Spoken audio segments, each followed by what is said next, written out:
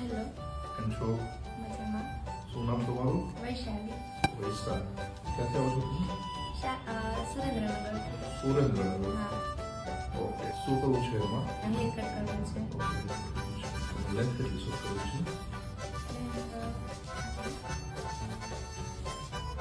એટલી એટલી શું મેડમ સ્ટાર્ટ કરીએ આપણે?